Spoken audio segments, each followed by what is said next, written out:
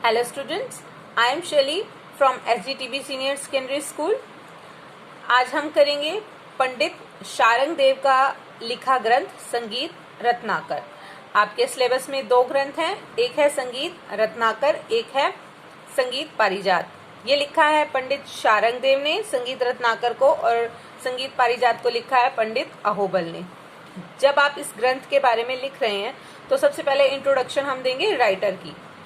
तो राइटर जो है, अब संगीत का ग्रंथ लिखा है तो वो संगीतकार तो जरूर ही होंगे, तभी लिखा है उन्होंने। संगीत एक वो महान संगीतकार थे।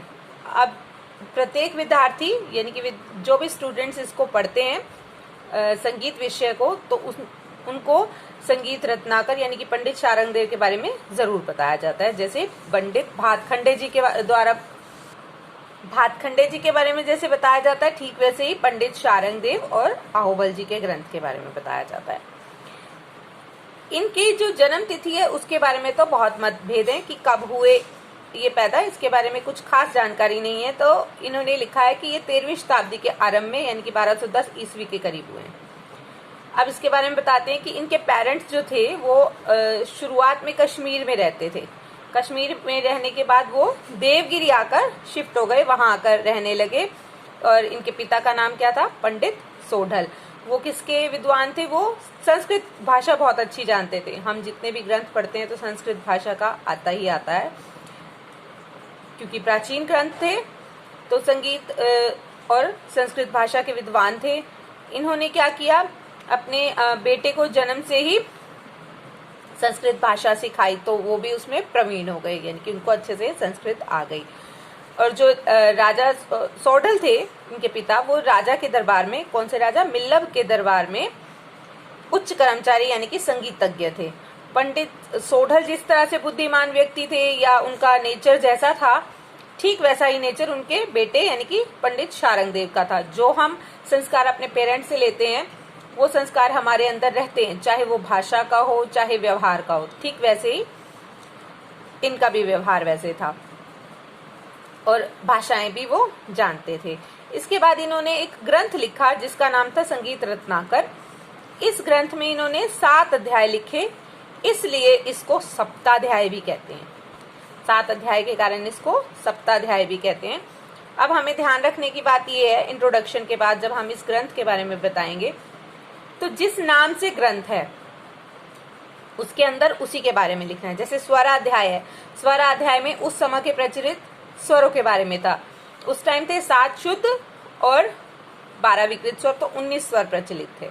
तो स्वराध्याय में उसके बारे में था और कुछ डेफिनेशंस थी, नाद, श्रुति, स्वर, इस तरह से। फिर राग विवेकाध्याय में उस टाइम के प्रचलित 264 रागों का वर्गीकरण था, इसमें वर्णन था। प्रकीर्णाध्याय में वाग्यकार यानी कि गायक, वादक और नृत्य, ये जब सब कुछ एक जो रिटर्न में करता है नोटेशन वगैरह, उसको वाग्यकार बोलते हैं। उनके गुण दोषों का, गायक के गुण दोषों का वर्णन, कितने गुण? 28 गुणों के बारे में था। प्रबंधाध्याय में प्रबंध एक प्राचीन गायन है, जैसे ध्रुपद और धमार प्राचीन गायन है, ठीक वैसे ही प्रबंध उससे भी प्राचीन है, जिसमें देसी और मार्गी संगीत के बारे में बताया है। तालाध्याय उस समय की प्रचलित जितनी भी तालें थी उनका वर्णन है। यहाँ बाधाध्याय नहीं, वाद्याध्याय आना है, जिसकी बुक में ये गलत है वो ठीक कर लेना। वाद्याध्याय यानी कि इंस्ट्रूमेंटल, उसके बारे में वर्णन है। अब जैसी तालें थी वैसे ही वाद्य थे, लाइक मृदंग, पखावज, जी पुराने इंस्ट्रूमेंट ज्यादा थे। नृत्याध्याय में नृत्य और नाट्य यानी कि नृत्य और नाटक दोनों के बारे में बात की गई थी। अब जब इन्होंने ग्रंथ लिखा है तो किसी को तो आधार माना होगा, किसी को रोल मॉडल माना होगा, जिनकी बुक्स इन्होंने पढ़ी या जिनके अनुसरण इन्होंने किया। तो वो कौन थे? वो थे भरत, मतंग मुनि और नारद। इन सब के इन्होंने अनुसरण किया और उनका रोल मॉडल लेते हुए उन्होंने संगीत रत्नाकर ग्रंथ को लिखा यानी कि रचित किया। उसके अंदर श्लोक था ग्रंथ में, बहुत सारे श्लोक लिखे हैं, जो उनमें से एक श्लोक इधर दिया हुआ है। गायन, वादन, नृत्यम ग्रंथ संगीत मुच्यते। गायन, वादन और नृत्य तीनों के समावेश को क्या कहते हैं? संगीत कहते हैं। और इन्होंने संगीत के 2 प्रकार बताए हैं, मार्गी और देसी। जैसे मैंने आपको बताया, उन्होंने एक अध्याय में देसी और मार्गी संगीत, प्रबंधाध्याय में इन्होंने जैसे बताया। अब पंडित शारंग देव ने जब देसी संगीत को, जैसे आपको बताया देसी संगीत कौन सा होता है, आपके जो लोकेलिटी यानी कि एरिया के अकॉर्डिंग जो गीत होते हैं, संगीत होता है, जैसे राजस्थान का राजस्थानी, हरियाणा का हरियाणवी, उसी तरह से इसको बोलते हैं देसी संगीत। मार्गीय संगीत वो जो आपको परमात्मा से मिला है वो संगीत होता है, जो कि मोक्ष प्राप्ति के लिए होता है। ठीक वही इन्होंने इसके बारे में वर्णन किया है। सारनाथ चतुष्टयी, एक इन्होंने वीणा बनाई थी, उसके बारे में वर्णन किया है। 2 अलग अलग वीणाएं ली थी, एक श्रुति वीणा और एक इस पर लिखा था इन्होंने सारनाथ चतुष्टयी। और इन्होंने जो सितार, ये अपने वीणा की जो तार की लंबाई होती है वो फिक्स कर दी थी, 36 इंच की लंबाई को इन्होंने फिक्स कर दिया। और उस टाइम के विकृत स्वर थे 12। इस तरह से 7 शुद्ध उन्होंने बताया। और क्या बताया द्वितीय अध्याय में, राग विवेकाध्याय जैसे मैंने आपको बताया, उसमें रागों के बारे में बताया, किस तरह के राग थे। 264 राग थे, आप शॉर्टकट में भी लिख सकते हो। अब यहाँ 18 जातियों के बारे में भी बताया है। 10 इन्होंने 10 विधि राग वर्गीकरण किया था, जिसको हम 10 वर्गों में, यानी कि रागों को उन्होंने, जैसे हमने भातखंडे का पढ़ा है, भातखंडे ने 10 थाट नाम दिए, इन्होंने जो वर्गीकरण किया था रागों का उसको 10 विधि राग वर्गीकरण कहते हैं। कुल 30 ग्राम रागों का इन्होंने वर्णन किया है। फिर आता है अध्याय, इन्होंने लिखा है चौथा, हम पहले तीसरा पढ़ेंगे क्योंकि यहाँ सीक्वेंस में तीसरा आना चाहिए।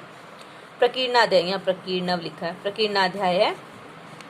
इसमें पंडित शारंग देव ने आहतनाद, अनाहतनाद का वर्णन किया है, यानी कि भाषाओं, परिभाषाओं के बारे में भी बताया इन्होंने। और इन्होंने लिया है प्राचीन गायन, सालग सूट वगैरह के बारे में बताया। इन्होंने इंस्ट्रूमेंट के 4 प्रकार बताए, घन, अवनद, सुशीर और तत् वाद्य होते हैं, तारों वाले, सुशीर हवा वाले, अवनद हो गए जैसे हारमोनियम वगैरह, घन हो गए जो आपस में मंजीरा टाइप बजाते हैं या मंदिरों में आप देखते हो वो छैना वगैरह जो बोलते हैं उनको बोलते हैं। फिर आते, हमारा एक अध्याय रह गया बीच, प्रबंधाध्याय में इन्होंने प्रबंध, यानी कि उस टाइम में प्रचलित जो गायन था, जैसे ध्रुपद होता है वैसे प्रबंध होता है, प्रबंध के आगे पार्ट्स होते हैं, ध्रुव और सालक सूर, उनके बारे में बताया। नेक्स्ट आता है, इन्होंने 33 अलंकार, 33 और 14 मूर्छनाओं का वर्णन किया है, यानी कि गंधार ग्राम वाले को वर्जित माना है इन्होंने। और 15 प्रकार के गमक का वर्णन किया है, जैसे आपको गमक की परिभाषा समझाई थी। इस तरह से इन्होंने अपना पूरा ग्रंथ 7 अध्यायों में बांटा है। जो तालाध्याय है उसमें उस टाइम के प्रचलित तालों का वर्णन हो गया, वाद्य अध्याय में उस टाइम के प्रचलित जो वाद्य थे जैसे तानपुरा है। और पंडित शारंग देव ने एक मौत कोकिला नामक वीणा बनाई और एक किन्नरी वीणा, जिस पर उन्होंने श्रुतियां स्थापित की, तार की लंबाई फिक्स की, उन दोनों वीणाओं का ये नाम है। और यहाँ फिर बाधाध्याय लिखा है, वाद्याध्याय आना है। समस्त वाद्यों को 4 भागों में, जो आपको मैंने बताए हैं, घन, अवनद, सुशीर और तत्वाद्यों में बांटा है। नृत्य अध्याय में इन्होंने नृत्य और मुद्राओं, डांस करते हैं तो कोई ना कोई पोस्चर जो होता है उसको बोलते हैं मुद्रा, तो उनके बारे में बताया। और नाट्य यानी कि नाटक के बारे में बताया है। इस तरह से इस ग्रंथ के बारे में हम जानकारी हासिल करते हैं। इस प्रकार संगीत रत्नाकर संगीतकारों के लिए अत्यंत महत्वपूर्ण बन गया। अनेक संगीतकार जैसे कल्लीनाथ इत्यादि ने संगीत रत्नाकर को हिंदी भाषा में भी अनुवाद कर इस ग्रंथ को प्रकाशित किया। उन्होंने क्या किया, भाषा इसकी ट्रांसलेट करके हिंदी में उसको प्रकाशित किया और इसकी शोभा को बढ़ा दिया। इस तरह से आपका एक ग्रंथ आज कंप्लीट हो गया। इसको आप अच्छे से पढ़ें, समझें, कुछ समझ ना आए तो आप मेरे से पूछ सकते हैं। Thank you.